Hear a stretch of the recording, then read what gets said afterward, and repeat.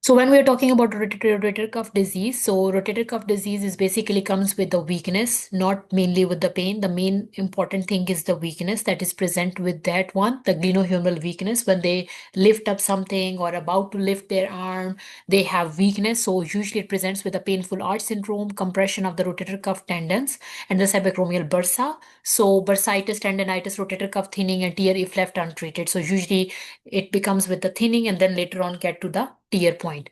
Then clinical features is an insidious onset, pain worsens with active motion. As I said, it's a weakness. So when you do the movement, then the pain worsens up. That's one of the most important thing. And then acute exacerbation of the chronic disease, night pain, and then difficulty sleeping on the affected side. So these are the most important one. Then there is a weakness, loss of range of motion, tenderness to the palpation, rule out the bicep tendinosis. So you can see from the sidebar, the sides bar of the Toronto notes is very important in the orthopedic especially. So if you can see here, the screening out of the rotator cuff tear. So if there is no night pair, there is no painful arch, no impingement or no weakness. Mainly the impingement is very, very common in this one. And then the night pain and then the painful arch. So this can present as a rotator cuff tear. If there is no, then it's basically helping you to rule out this is not the rotator cuff tears. Then the painful in the rotator cuff is 98% probability of the rotator cuff tear if AL3 of the following, so any of the weakness is there and the positive impingement test. Then usually we do X-ray to find out if there is any kind of if you can figure out any kind of fracture or any kind of tear. Mild indicate the large tear, but usually the very small tears that's very less likely can show on the X-ray. So in those cases we go for MRI.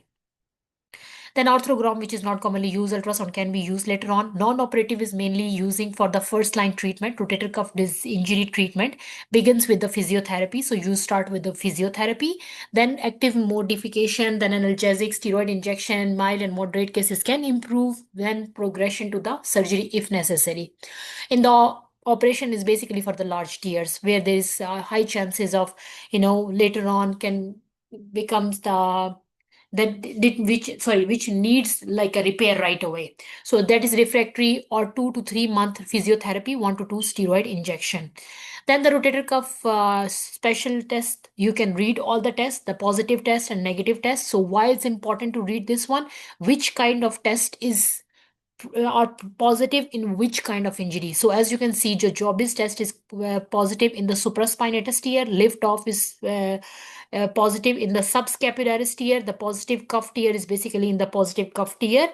Positive cuff test is positive cuff tear. Nears test is basically in the pain implicit, which suggests the impingement. Hawkins Kennedy is also in the impingement. Painful arch test is in the tendinopathy. Speed test is basically for the bicipital groove, and O'Brien's test is basically for the internal rotation. So which kind of test is common for which one? In NACOSCI, you need to know how to perform it, but here you just need to know which one is positive for which kind one of the test. Then acromio joint pathology is basically just give it a quick read if you can. So as you can see, if it's mainly the non-operative one, if this is a 1 to 2 joint separation at the grade of 1 to 2, where there is only sprain, not major tear, but in 3 to 4 there is an operation along with heel with the step deformity and fully functional into 4 to 6 months. Then clavicle fracture is very common in the children's as well as the older generation, and in the shoulder injury to the chest. So fall on the shoulder, usually this one, it's like 87% pain and tenting of the skin. So you can see from the front, arm is collapsed to the chest. So see how does the picture look like, especially the chest. X-ray is basically to do to find out if there is anyone. So usually the neurovascular sepsis is very very common, or very cut off is very very common in the clavicle joint where, because there is a lot of blood supply that going from here. So then the treatment is basically the medial to middle third. There is non-displaced fracture. Simple sling is for only for 1 to 2 week. As I told you, the weak part is important. So in the orthopedics, you need to remember the mechanism that will help you to make the diagnosis which kind of fracture is there. And In the treatment, the most important is for how long you need to keep the sling, when are you going to repeat the x-ray, when are you going to follow up the patient, and for how long you need to do the physiotherapy, which kind of physiotherapy is an aggressive physiotherapy, normal physiotherapy. So you need to figure out those ones. Early range of motion strengthening once the pain subsides. If the fracture is shortened more than 2, then it do the or uh, open induction internal fixation. Then complications, the cosmetic bump is there. Then most common complication is that one, then shoulder stiffness, and then pneumothorax. As I told you, the brachial plexus injuries is there, and subclavian vessels are present over there. So usually the upper limb blood supply or the nerve supply can cut off if there is a clavicle injury. Frozen shoulder is very common. They can give you a patient who has diabetes mellitus, or the patient who has some sort of shoulder pain going on and he's not moving it. Now it can present as an adhesive capsulitis. So due to prolonged immobilization, as you can see from here, shoulder hand syndrome characterized by the arm and shoulder pain, decreased motion and diffuse swelling. And it's mainly common in MRIs, MI story, stroke and shoulder pain when there is a pain going on and he has a history. Then poorer outcomes, the what are the stages of adhesive capsulitis? Freezing, frozen, and thawing. And on the basis of the stages, the treatment is different. So in the clinical presentation, it's mainly the decrease active as compared to the passive motion. So passive they can do, but when it comes to active motion, they cannot. And pain worsen mostly at the night time and prevents from the sleeping. So increased stiffness as the pain subsides, continues for 6 to 12 weeks. Then you do the X-ray to figure out if there is any kind of fracture going on. Usually it's normal, but may present with demineralization. And on the basis of the phase, if it's a freezing phase, they can give you it's just started. What are you going to do in those cases? Go for the active and passive range of motion like physiotherapy. In the thawing phase, it's like basically he's already did the physiotherapy, and now he is here for a follow up. His range of motion is getting better. What you would suggest? So going for aggressive physiotherapy. So possible manipulation under anesthesia, early physiotherapy, arthroscopy you can do. Then comes the humerus. Humerus is very less likely, but the thing is basically here in the proximal humerus fracture, there is a lot of the nerve that is basically disturbed, is basically test for the axillary nerve function, because usually the axillary nerve is there and it can get compressed. So reading for that one, then X-ray for CT, and then if this X-ray is normal, then go for CT scan. Then finding out what kind of test needs to be done for that one. And then the treatment is non-operative. In non-operative cases, usually the broad arm sling immobilization, begin range of motion within 14 days to prevent the stiffness. And then the operative is open reduction internal fixation. What are the complications? Very important, the complications: arteriovenous nerve supply compromise, then the nerve palsy, which one? The axillary one, malunion, arthritis, pain persistent, and frozen shoulder. Then the shaft pain, the basically the complications, and in the treatment is basically the hanging eased with the collar and the cuff sling mobilization until the swelling subsides. Then go for the brace, followed by the range of motion. Then if this is operation, then go for the in the floating elbow. Usually we go for operation. In complications, the failure of the functional bracing, radial nerve palsy, non-union, and the decreased range of motion and the compartment syndrome is very, very common in this one. This risk of the radial nerve and the brachial artery injury. So if you can see from here in the distal humerus fracture, so usually same the X-ray we do, the goal is to restore the functional range of motion to at least 30 to 130. So the movement is the important one. Non-operative is early mobilization. So you can start the mobilization early so it does not change into some sort of, uh, tendinopathy or tendinitis. Then comes the elbow supracondylar fracture. So you can see how does it, the mechanism is 90% the push is the one that fall of monkey bars. So pain, swelling, joint is there. Then complication is mainly the stiffness, and the brachial artery injury is very, very common in this one and leading to the Walkman ischemic contracture. Okay, so the compartment syndrome is very, very common in this one because the cast can compress the radial nerve. Then radial head is basically comes with the foosh. So you can see how does it present. Then the complications, myositis ossificans, and then which ligament, the middle cruciate ligament injured, and the radial head is excised. Then olecranon fracture, you can just read this one. The X-ray is usually the one we do. The elbow dislocation is basically the fush that is presented. The elbow hyperfixation, so hyperextension, and then it presents with the pain, flexion, contracture, all of this one. Then the main non-operative is close reduction. Parvin's method. What is the Parvin's method? Patient lying supine with the arms hanging down, so they can give you the what is the treatment for that one. So you need to write on the Parvin's method, or they can give you this line. And in the MCQs, if you remember what is this one is Parvin method, so you can choose this one. Patient lines prone, so they can give you a patient case scenario where the diagnosis is elbows dislocation, and they're asking how will you manage, and they can give you the Parvin method whole line scenario. The patient lies prone with the head hanging down, apply gentle traction, and this done. So it's basically the Parvin method, and then you can choose this one. Long arms clean with the forearm in the neutral rotation, and then elbow in the 90% flexion. Early range of motion is less than 2 weeks. Complication is stiffness, intra-articular loose body, neurovascular injury, and then radial head fracture.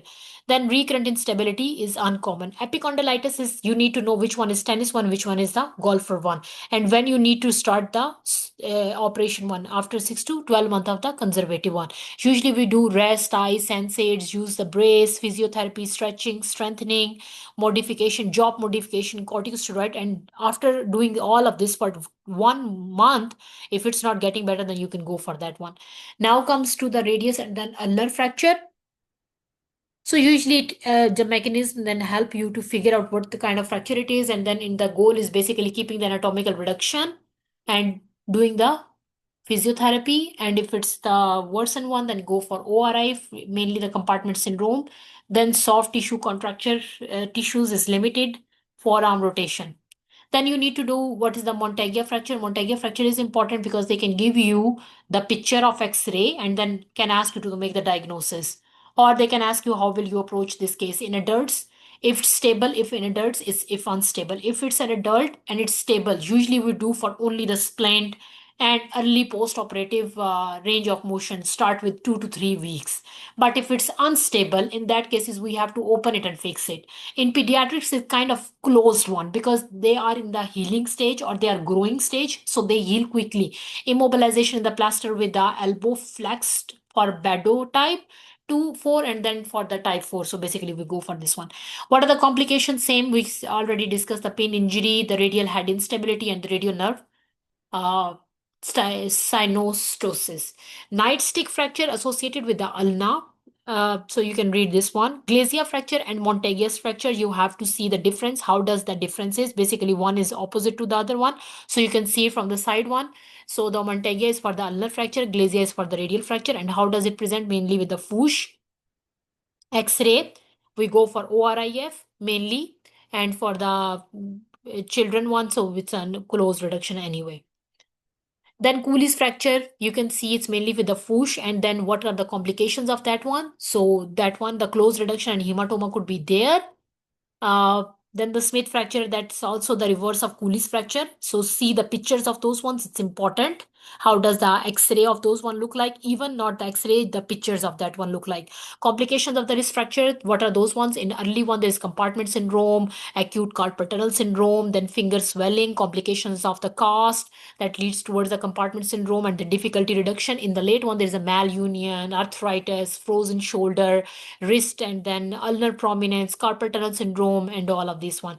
The scaphoid, in the scaphoid, one of the most important is arteriovascular necrosis. That's one of the important presentation, and it's mainly the pain in the snuff box, and it presents with the Fuchs, which usually do the X-rays. If X-rays is still like negative, we, as we already discussed, we go for the thumb speaker splint and then go for that one and then repeat the CT scan, or if we can do the X-ray again in 2 weeks to figure out. So you can see from here, a note of fracture may not be radiology, so it's basically a clinical diagnosis. So we only go for that one, but still we have to follow up with the X-ray to figure out how much the condition is going on.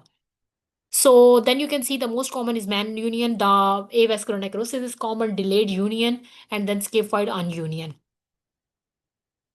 Avascular necrosis is mainly common on the proximal. third of that one. Then in the spine, the main important is the compression fracture. How does it present? They can give you an X-ray or CT scan and give you one line and can tell you there was this compression happened mostly on the cervical spine. The compression fracture can present with the head movement makes it worsen up. So you need to see how does it present. So you can read this special testing. The compression test is basically for the checking of the compression fracture. Then distraction test is basically traction on the head relieves the radicular symptoms. Then Valsalva test maneuvers increase the intrathecal pressure. Then Lipfimets test is basically for the electric shock, mainly for the multiple sclerosis, vitamin B12, mainly the radial ones. And then occiput wall distance is basically for the hyperkyphosis. Then you can see the x-ray and then they can give you x-ray and then ask you to make the diagnosis of this one. Differential diagnosis of x-rays, fine. You can read all of this one. This could be spondylosis, this could be stenosis, traumatic injury, whiplash, myofascial. It could be come from anywhere. Then comes to a thoracolumbar. So you need to see which one is the back dominant, which one is the leg dominant. Back dominant is basically the central one. The leg dominant is basically the peripheral one.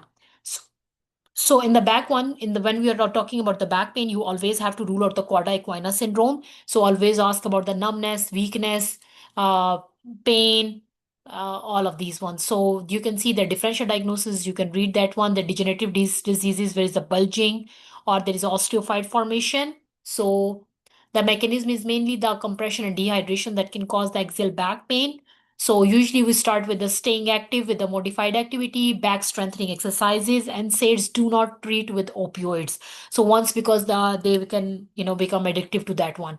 And then the operative is decompression. Spinal stenosis, how does the spinal stenosis? There is a Shopper-Cart sign, bilateral back and the leg pain. So this is basically the bilateral neurological claudication, motor weakness. So usually we go CT scan or MRI to figure out if there is a spinal pain stenosis or the nerves is getting compressed.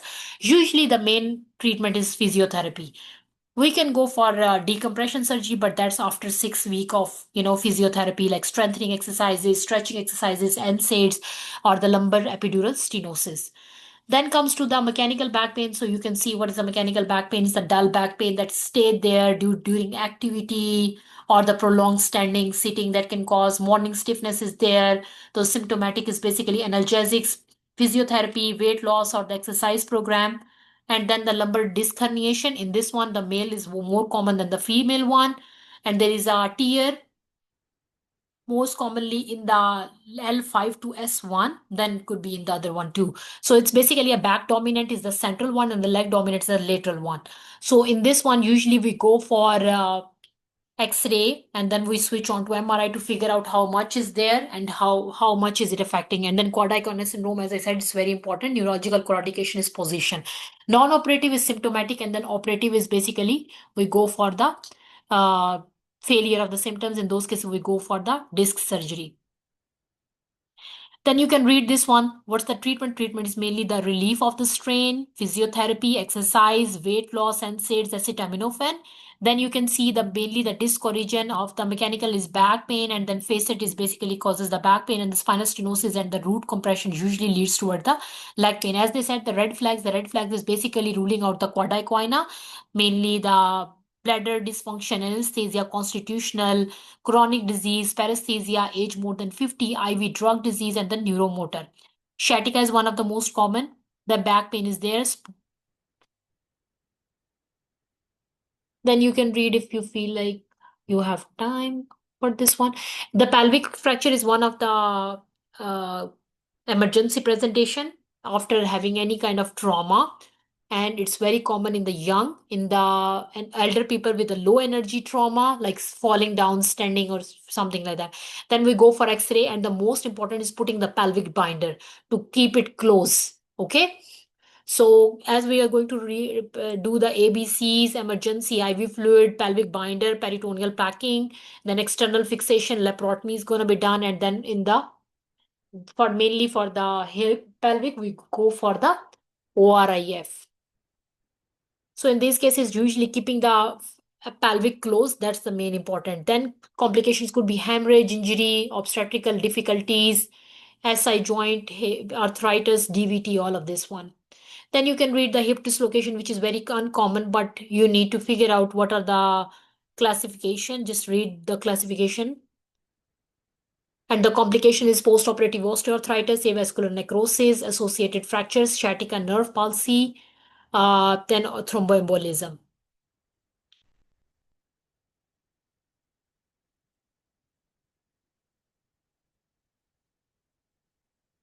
Then mainly the osteoarthritis, we will read that topic when we do the family medicine. So you can see the in the hip dislocation, the main nerve that's compressed is sciatica nerve, and then it could cause the DVT infection as well. Then comes the femur diaphysis fracture. That's very important a patient who have osteoporosis malignancies, so it's very unlikely in the normal people. So if someone has like this, so you have to rule out the underlying pathology or having bisphosphonates. In surgery can really result in children can result from the low energy trauma, and with the possibility of the non-accidental trauma. So usually we do x-ray. Non-operative is basically non-displayed fracture, so mainly uh, preventing the patient from the life-threatening injury. ORIF is the one. Complication is blood loss is one of the most important with the hip and the pelvic one. Uh, then infection, fat embolism, VTE, malformation, malunion or the ununion, and it could lead toward the soft tissues injuries and the nerve injury as well. Knee is one of the most important topic of the orthopedics. So don't forget to see these ones, especially reading out the what kind of test to do for what kind of ligaments. Okay, we do mix up a lot of ligaments, so that's why just do a quick read anterior and posterior drawer ligament. In those ones, we usually go for anterior and posterior cruciate ligament. Latchman test is basically for the anterior cruciate ligament. Pivot test is also for the anterior cruciate ligament. Posterior sag test is for posterior cruciate ligament. Collateral test is for the varus and valgus one. Meniscal tear is for the joint line tenderness. Crotch compression test is for the squatting and patellofemoral pathology. McBurney's test is for the meniscal tear. So usually we do the X-ray to figure out how much is this, and then we have to see in the anterior cruciate ligament and posterior cruciate ligament. The most common is the anterior cruciate, and the less common is posterior cruciate. Okay, so usually if the anterior cruciate ligament is mainly the stable one, and we do immobilize and then go back to the strengthening exercise, the posterior one usually needs the ligament reconstruction. Then when it comes to the collateral ligament injury, it's mainly the swelling, tenderness is there, effusion is there, all of that one. Test for the other injuries to rule out the odonic unhappy triad is there. X-ray, non-operative is partial tear, then if it's completed, then we go for the operation one. In the immobilization, 2 to 4 week with early range of motion and the strengthening in the non-operative one. Then comes the meniscal tear. In the meniscal tear, so it's mainly the MRI and arthroscopy. That's what you do. Normally, it's not the X-ray that we do twisting. And then immediate pain. Pain is there, effusion because it's the ligament. So you need to know how does the presentation is basically stepping down or turning down. The mechanism is important. That will help you to figure out what kind of tear is it. Non-operative is non-locked. Sorry, degenerative tear, range of motion, and the strengthening. Then popliteal cyst is basically, they can show you the picture and ask you what kind of cyst is it or what is the diagnosis. So you need to know. In those cases, it's mainly a clinical diagnosis. So the picture is very important. Then go for ultrasound or X-ray. Asymptomatic cyst does not need to be treated, but in the other one, the symptomatic one, usually we figure out what's the underlying cause and then rest and SAIDs and cold packing. Then the patellar tendon rupture. In those cases, what are the comorbid conditions? Diabetes, SLE, rheumatoid arthritis. Why it's important? Because it people could mix up with the patella dislocation or patellar fracture. Okay, so in this one, inability to extend palpable gap and possible audible pop sound. So pop sound will help you. This is a tendon rupture. So patella is a lower and may have an effusion. Investigation asks the patient to perform the straight leg test if he is unable to do that usually. Then X-rays to rule out the fracture.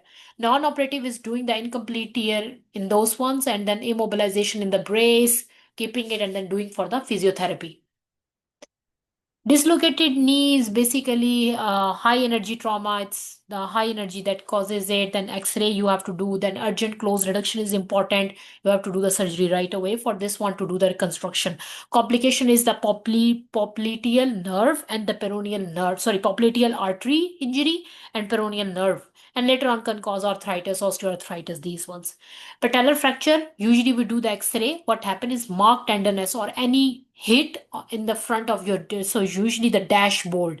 It's mainly the motor vehicle collision. In this one, non-minimal displaced fracture, so usually we don't do non-operation. Keep the straight leg for 1 to 4 weeks and then follow up with the brace splint. If the patella dislocates, in those cases, usually it's a direct blow, like patient was playing football or basketball or something, and then he got hit directly on the knee. So in those cases, the patella dislocated. So it's also important because in the patients with the Ehlers-Danlos, Marfan syndrome, it's very, very common. It's keep on happening. So you have to rule out the underlying pathology. Then the knee catches and gives away with walking like it's normal, but when they walk, then they have problem. There is a swear pain, self-inducing, then middle cruciate ligament and J sign. Usually do X-ray, close reduction, NSAIDs, and physiotherapy. Patellofemoral syndrome is important because in this one, the quadricep muscles is kind of weak. So usually they can give you diffuse pain or the retroperitoneal pain of the knee exacerbates with a prolonged sitting down. This is not with the walking. Patellofemoral syndrome is mainly with the sitting. So that's why you have to keep it in mind. Pain with the compression of the patella with knee range of motion or with the resisted knee extension. Swelling is there, X-ray to rule out any kind of uh, chondrosis. Then we do the non-operative X-ray physiotherapy. Then you can read the specific complication for the tibia, mainly the compartment syndrome, knee pain, malunion, soft tissue, ligament injury, then comes to the ankle. In this one, you need to know the Ottawa's rule when you are going to do the X-ray. Okay.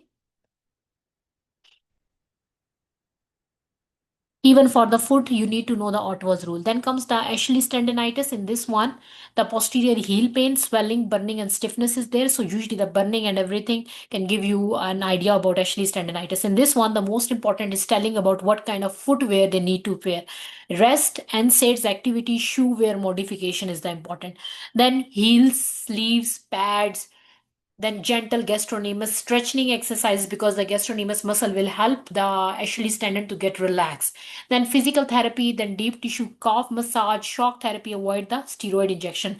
That's very, very important. What you have to avoid because it can cause the rupture. So now what happened after the rupture? There is a pop sound or Thompson test is positive when you squeeze the cough. There is pain, so palpable gap and then pain and this one. Then you do the X-ray. Non-operative, no low functional demand. Functional bracing, casting is resting in equinus, and then operative is basically high functional demand. Then the plantar fasciitis is mainly with the flat foot, obesity, diabetes, orthopathy. So mainly this one comes along with this one. So repetitive standing for too long can give you the idea. In this one, we go for the pain, NSAIDs, exercises, and then physiotherapy and giving you the orthotics. So hallux valgus is important because they can give you a picture of hallux valgus of foot and then ask you to make the diagnosis. So in this case, usually the X-ray is the one we just figure out, and then we indication is a painful and telling the what kind of shoes to fit. The first line is telling the foot shoes, what kind of shoes they need to wear. Okay. Then comes to the pediatric. Pediatric orthopedics is very, very important in the fractures. Usually we do the close reduction. We don't go for surgeries because they are always in the growing phase. So they usually heal very fast. So in this one, the stress fracture is very, very common in the people who have anorexia nervosa. So always rule out the anorexia nervosa, especially in the adolescent athletes, checking for their calcium and, ruling out all the genetic disease. Then the slipped capital femoral epiphysis in this one, what happened is the most common is it's common in the black children. Then the mechanical stress is there. It's very common in the black children and in the male. Obesity is one of the most important factor that gives you the way. Okay. and it mainly presents after 8 years. I mean, it can present early age too. That's not one of the rule, but the rule is obesity. That's one of the very important factor. Then the black children, male, hypothyroid, this all risk factors are very, very important. Down syndrome, growth hormone, previous radiation to the hip region. That can give you. Then it's basically the acute and the chronic. Acute is basically less than 3 week. Chronic is going on for too long. In this one, we do the x-rays to figure it out what's going on, and also the Riemann sign. In this, we are figure out the passive flexion of the hip to figure out this is basically statement, and then the positive Trendelenburg test. The operation, we do the operation for this one, the percutaneous in situ. So they can ask you the operation names too, or which kind of operation you are going to do. So mainly the operation, and then prophylactic fixation of the contralateral hip as well, because it could be bilateral. So avascular necrosis, chondrolysis is important. Penetration, and then premature osteoarthritis could be one of the things. They do ask what are the complications. So do remember this one: loss of range of motion, and then contralateral skiffy. Sorry. Then comes the most important one, developmental dysplasia of the hip. It's very common in the newlyborns, abnormal development of the hip, and it's mainly with the subluxation. So whenever a newborn child came in family medicine practice, we do the test for them to figure out if this is the thing. Then diagnosis is the clinical. So you need to see how does the baby present, and what kind of the position of the leg is, and what kind of test we do. The test is basically Burlow's test, or ortolan lentis test, then Trendelenburg test, and then gait. Then Glazier's sign is positive. So you need to remember what are these tests, and perform screening ultrasound at 4 to 6 weeks to figure out if with the risk factors, like where do you feel that this children could have it, and in those ones. So if there is a patient who has family history, if she's female, frank breech, firstborn, left feet, so in those cases you do ultrasound at 4 to 6 weeks. Follow up with the radiograph after 3 months, because after that ultrasound is not going to be helpful. So you do x-rays for that one, and then follow up with the x-ray in 4 to 6 months. Then the treatment is different based on what kind of month it's presenting. 0 to 6 months, reduce the hip with the Pavlik harness. 6 to 8, reduction under the general anesthesia with the hip spica east for 2 to 3 months. Then 18 to 12 month open reduction with the spica casting and for more than 2 months. Then pelvic and the femoral osteotomy. Complication is reed dislocation, avascular necrosis. Then comes to the leg calf prosthesis. In this one, there's avascular necrosis going on. The most common is low birth weight. The children, like usually the homeless, not the homeless, but the low birth weight, the not eating, mother nutrition is compromised. So you can see this is the low birth weight, and abnormal pregnancy, family history is there, ADHD is common, and then smoke is one of the very common factor to lead towards a avascular necrosis. In this one, child with Atlantic or the Trendelenburg position, intermittent knee and contracture decrease, and we do there is the limp leg discrepancy. So that's what I'm saying. How does the picture look like? How they present? X-ray is important. Goal is to keep the femoral head there. Then non-operative is physiotherapy, restricted weight bearing, not too much weight bearing. Then comes the operation, the osteostomy, more than 8 years. So when are you going to do the operation is basically after 8 years. Okay.